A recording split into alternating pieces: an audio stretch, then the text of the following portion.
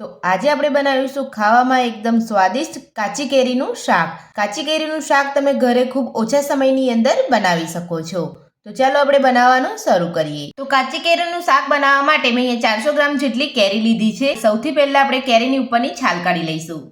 તો આ રીતે તમારે ડીટિયાવાળો ભાગ કાઢી અને પછી તમારે છાલ કાઢી લેવાની છે. તો બધી જ કેરીની આપણે ઉપરની છાલ કાઢી લીધી છે. તો હવે આપણે કટ કરી લઈશું.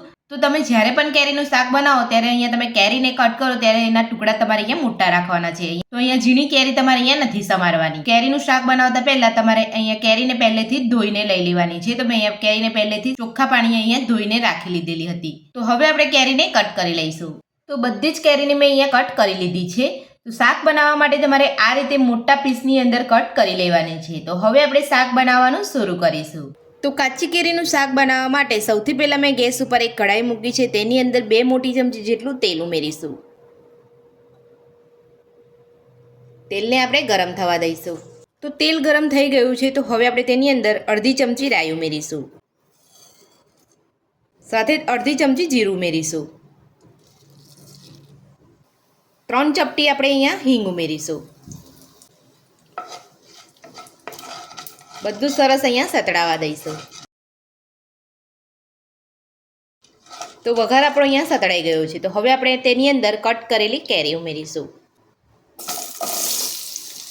કેરી ઉમેરીને બધું સરસ મિક્સ કરી લઈશું.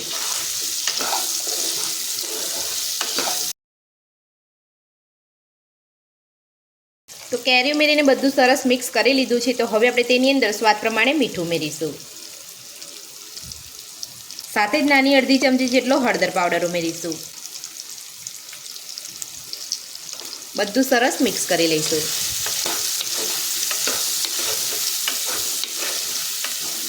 તો હળદર અને મીઠું ઉમેરીને આપણે બધું સરસ કેરી સાથે મિક્સ કરી લીધું છે. તો હવે આપણે ઢક્કન ઢાંકીને 2 મિનિટ માટે કેરીને કૂક થવા દઈશું. તો 2 મિનિટ જેટલો સમય થઈ ગયો છે. તો હવે આપણે કેરીને ચેક કરી લઈશું.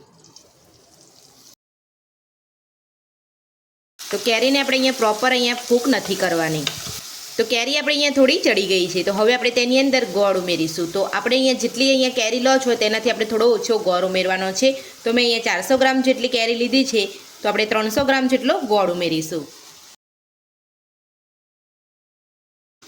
હવે આપણે ગોળ સાથે સરસ મિક્સ કરી લઈશું.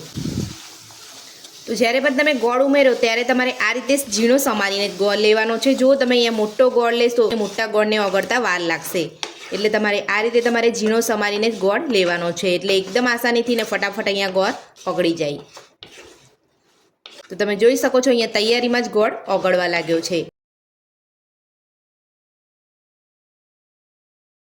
તો ગોળ ઉમેરીને આપણે બધું સરસ અહીંયા મિક્સ કરી લીધું છે. અને તમે જોઈ શકો છો ગોળ પણ આપણો અહીંયા સરસ ઓગળી ગયો છે. તો આ રીતે તમે ઝીણો સમારીને ગોળ ઉમેરશો તો ગોળ ઓગળતા ફક્ત અહીંયા 1 મિનિટથી પણ ઓછો સમય લાગશે.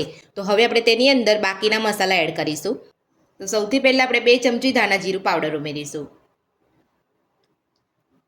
સાથે જ 1 ચમચી કાશ્મીરી લાલ મરચું ઉમેરીશું.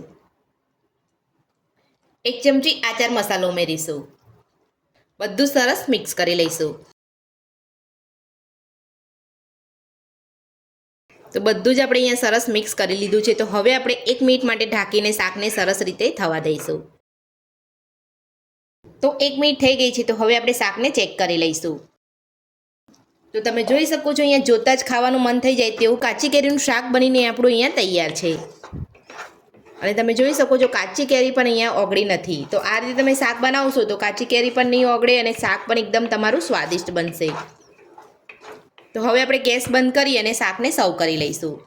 તો એકદમ સ્વાદિષ્ટ કાચી કેરીનું શાક બનીને આપણું તૈયાર છે. અને એક બાઉલની અંદર સર્વ પણ કરી લીધું છે. તો કાચી કેરીનું શાક બનાવવાની રીત તમને મારી કેવી લાગી મને કોમેન્ટ બોક્સમાં જરૂરથી જણાવજો. આજની રેસીપી પસંદ આવી હોય તો વિડીયોને લાઇક કરજો, ચેનલને સબસ્ક્રાઈબ કરજો, તમારા મિત્રોને જરૂરથી શેર કરજો. Thank you.